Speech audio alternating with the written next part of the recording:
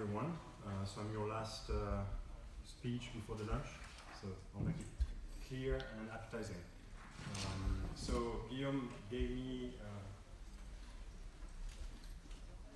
a mandate to talk about the connected city, and I know the theme is about big data, so I'm going to try to debunk all that and kind of break down these two ideas and in fact use a contrarian approach to look at this from the perspective of what we're doing at Snips. So, thinking about connected cities and cities in general, I went back in time and tried to find a pattern in terms of how we human beings evolve over time in terms of constructs. And in fact, my perception is that we're in fact trying to optimize a number of things by evolving through various constructs to improve transactions between each other. And so it turns out that the city is something that's not the most ancient construct. We started with tribes to protect ourselves from the elements, and then we started with villages and then cities that evolved into corporations, which I found out is a construct that is fairly recent, 16th century. And then other constructs that came to help us minimize the transaction cost and maximize the number of transactions. So I took a graph that's fairly known, and as you can see, the exponential is really in the past century.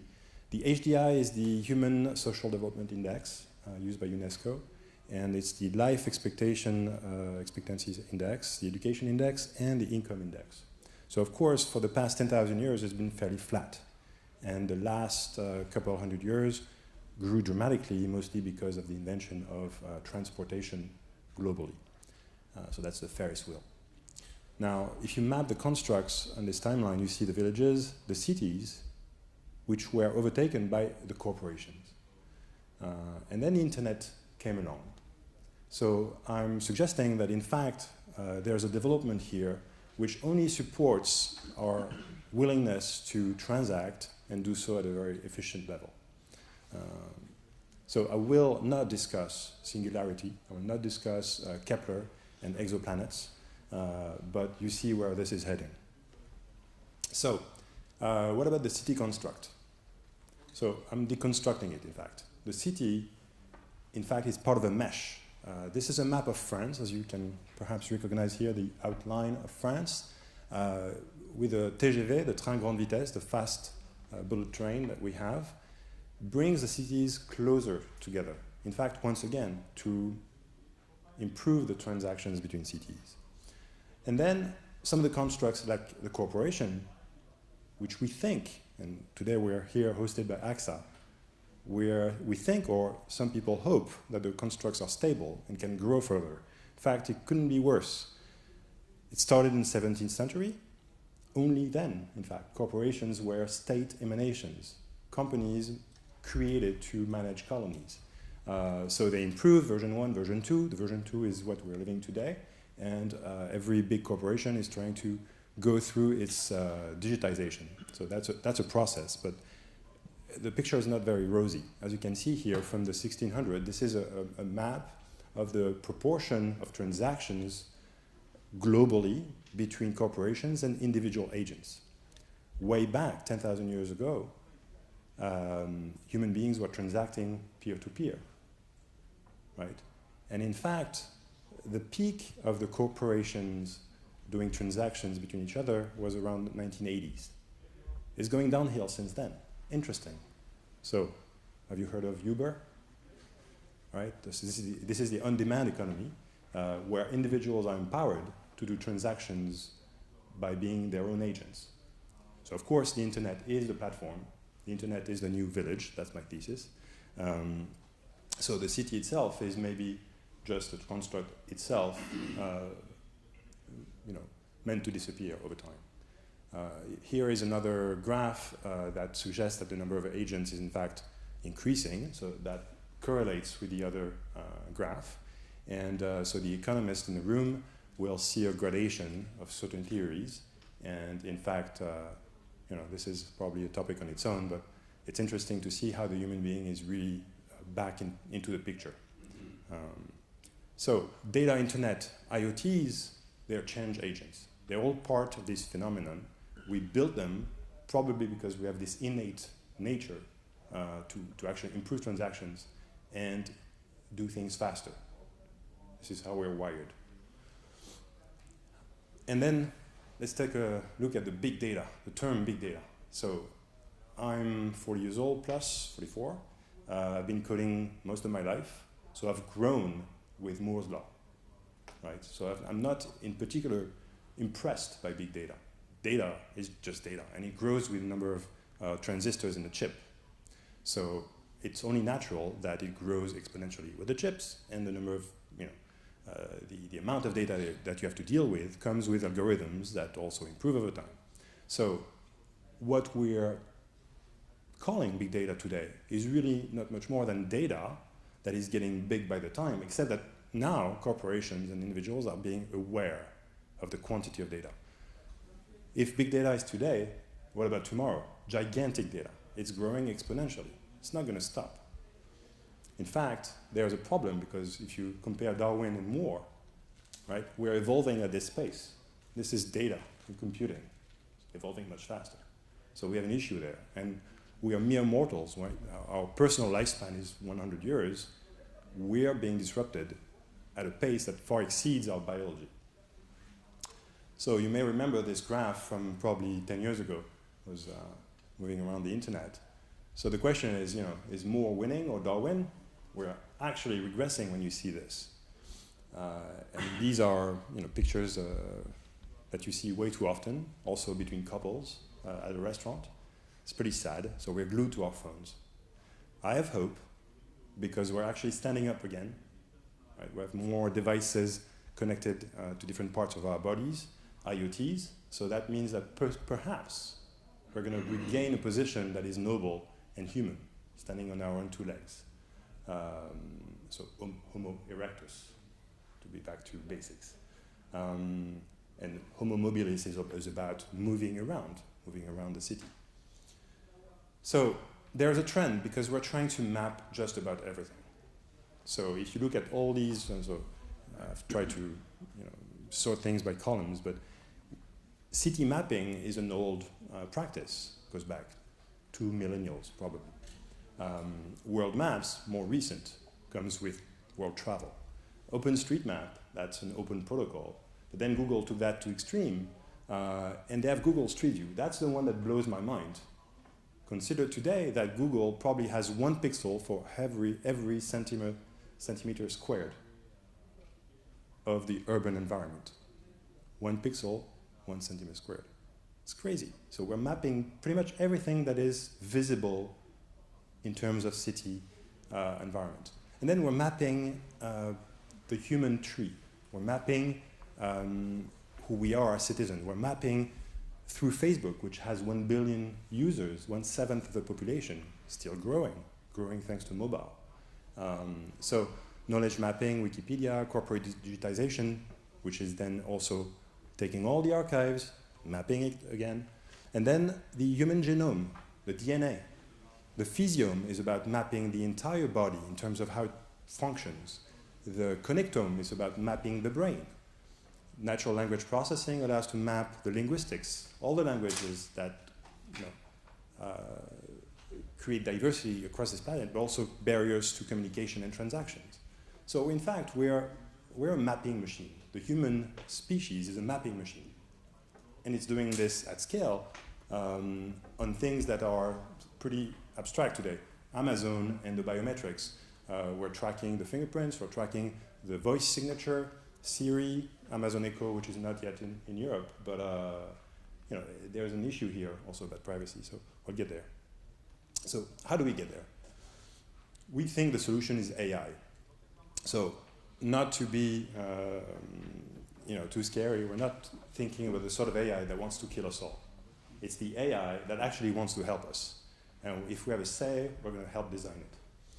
So let's go back here in terms of what's happening with the IoTs. The mobile device, which is actually just vibrating in my pocket, is where we are since 2005. Now, remember the first computer that got connected, you had AOL, you've got mail, one notification. That was fine. Today I have 2 notifications per minute, most of which are not relevant to me. What happens when the IoT world, which is predicted to have 100 billion devices by 2030, what happens then? How do these devices talk to each other? It's pretty maddening, right? So if there is one platform that dominates them all, imagine, then that's a pretty scary thought. But if it does, maybe they'll create some harmony. But if it doesn't, and we live in an open, competitive world, what's going to happen with the notifications and the noise and the stress? How do we cope with that? Now, we're lucky because AI is on a trajectory that is far more aggressive, far more exponential. So if you follow the theories of singularity, this is where we're heading. Because at some point, AI will cross this line where it can start exceeding the complexity of this world, certainly exceeding our own capacity as an individual and as a species to make sense of it all. So, in fact, if you take these 2 curves, we're going to be tackling something called friction. Friction is precisely this act of having to pull your phone to find out what the notification is about and decide that it's not worth it, and then you're going to read your Facebook. It's all about friction, right? Friction is not something that makes sense.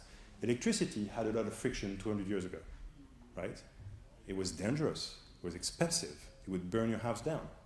But today, electricity, you don't think about it. I've got electricity in my pocket, I've got it in this device, I don't think about it. If I have a pacemaker, it's in my heart. It's not a problem. So today, the electricity is ubiquitous. And so with that, if you correlate these 2 trends, by 2030, we should reach the point where we've got ubiquitous computing. It's actually an improvement. So meanwhile, we're going to be suffering. It's going to be hard. We're going to have a lot of notifications and a lot of friction. So let me tell you a bit about Snips. It's a company based in Paris. It was founded 3 years ago by 3 researchers. I joined them since 6 months ago. We're now 25. We raised 6.3 million dollars in seed funding.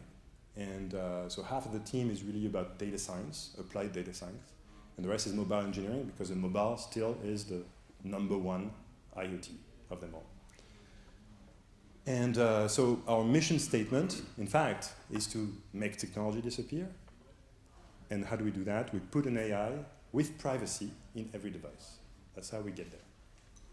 So some of the keywords, and I'll go through how we do this. So the first way for us to express our technology, which is really a layer of artificial intelligence on top of IoTs, we're doing this on iOS and Android.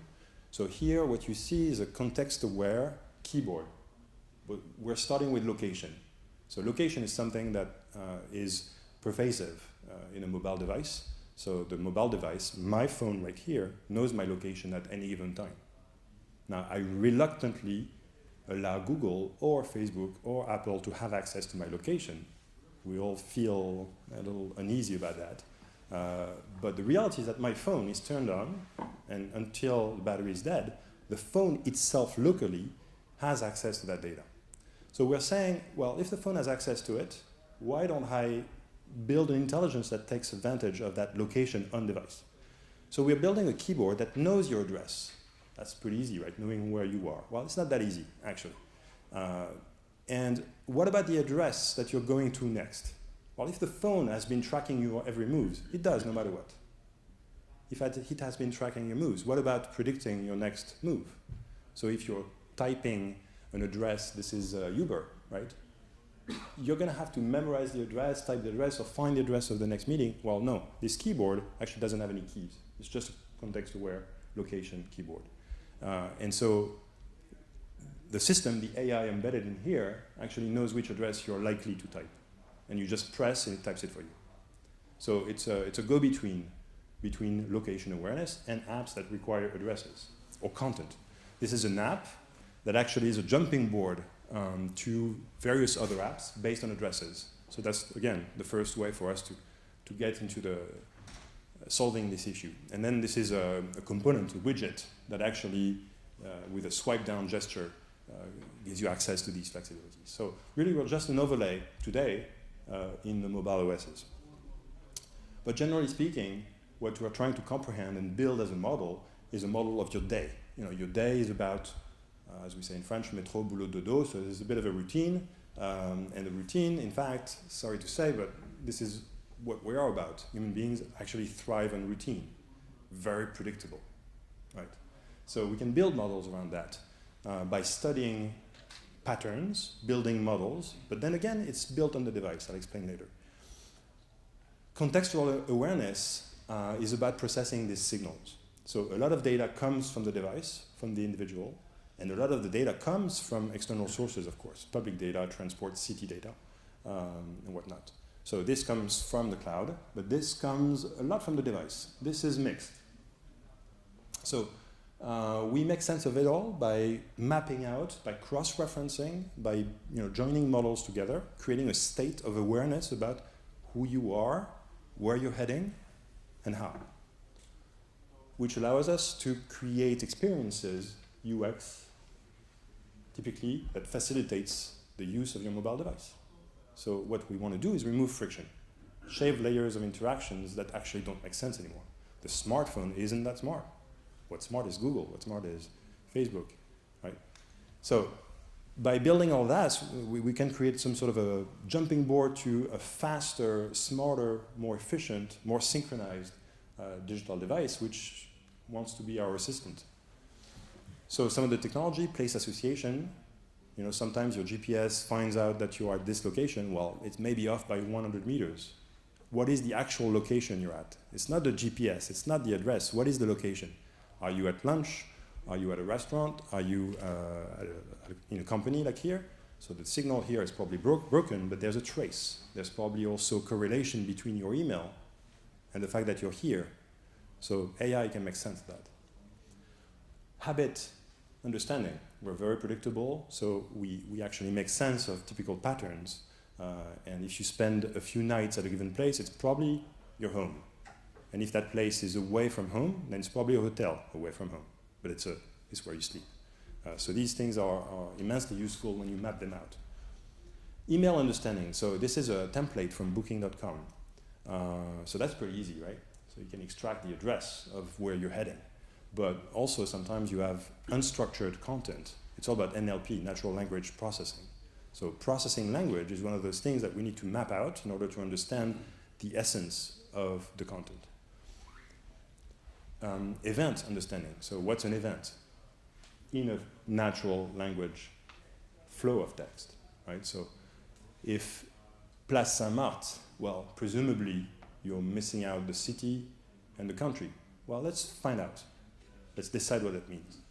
Maybe I'm going to London tomorrow. I'm going to say, let's meet at Piccadilly. Well, which one is that?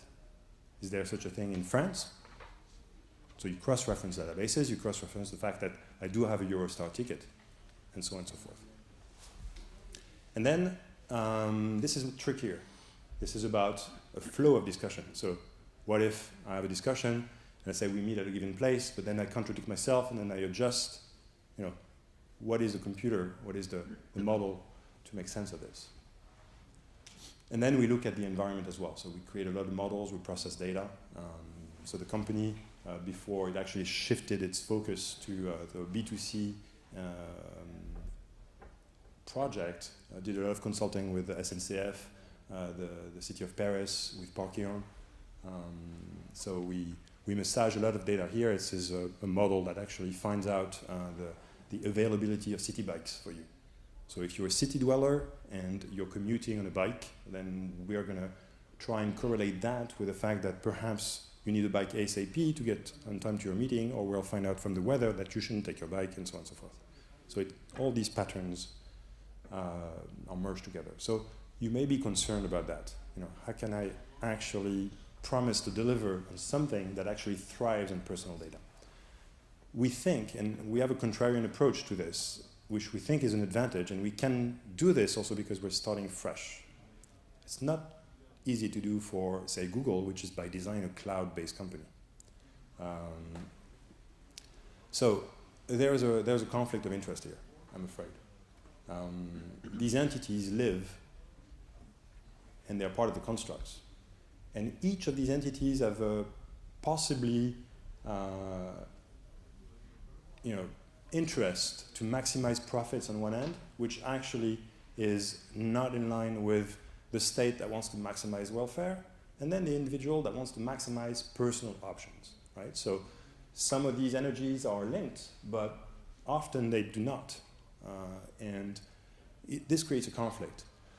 So for us, the only way to solve this is to create a new paradigm where the personal data is, in fact, inaccessible.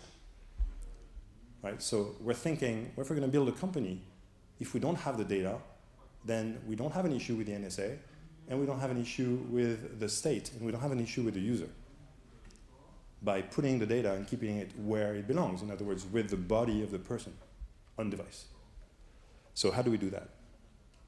So for one, we don't send personal data to the cloud. Simple as that. And once you have it on the device, you can actually encrypt it in a very deep way, so that if you lose your device, of course, you lose a certain amount of data, but your device already has that data, by the way. Right? There are traces all over your phone. So for sure, we're not going to make it worse. And then there's a new field called homomorphic encryption, which is very complicated, actually increases the complexity of what we're trying to do, but in any case, for everything that actually requires sharing some amount of data, we're going to encrypt it and do computation on that data as it is encrypted. So in other words, we still don't have the data.